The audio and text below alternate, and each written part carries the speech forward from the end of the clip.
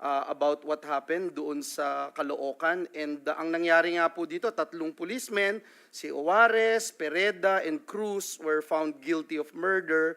They are sentenced to reclusion perpetua, imprisonment of up to 40 years. Ganon din po yung nangyari kay Carl and Kulot de Guzman, neighbors from Cainta, Rizal. Ganon din po, no, si former PO1 Jeffrey Perez was convicted by reclusion perpetua.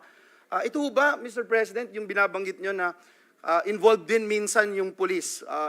Ibig nyo po bang sabihin, yung mga pulis po na minsan gumagawa ng beyond doon sa dapat nilang tungkulin na gawin ay dahil sila rin ay involved sa droga? Correct. Mr. President. Correct. Alam mo kasi, ang pulis, hindi na papatay lang o baski sino lang diyang sibilyan. Bakit sila maghanap ng sakit ng ulo?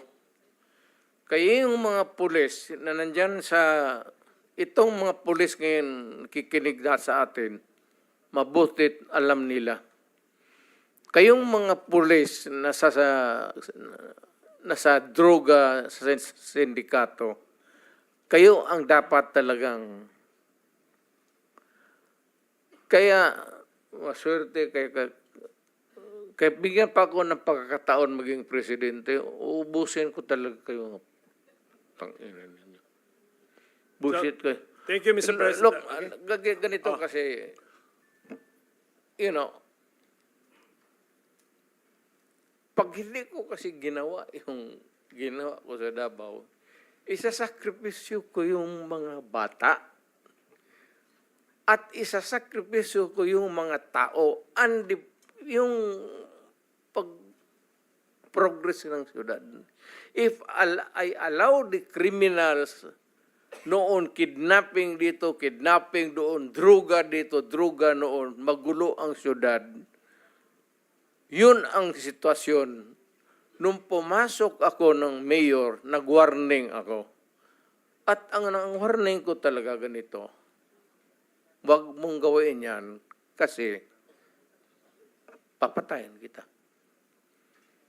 So, ang Davao ngayon, maganda na. Tapos naman sila lahat.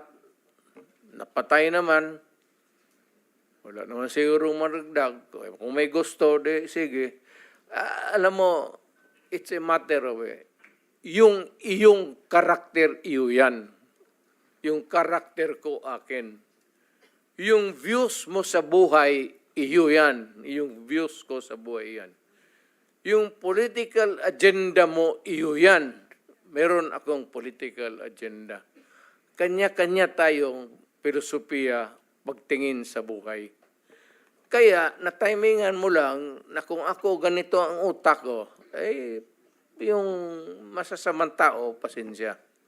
But foremost is really, I protect the innocent at saka yung taong bayan.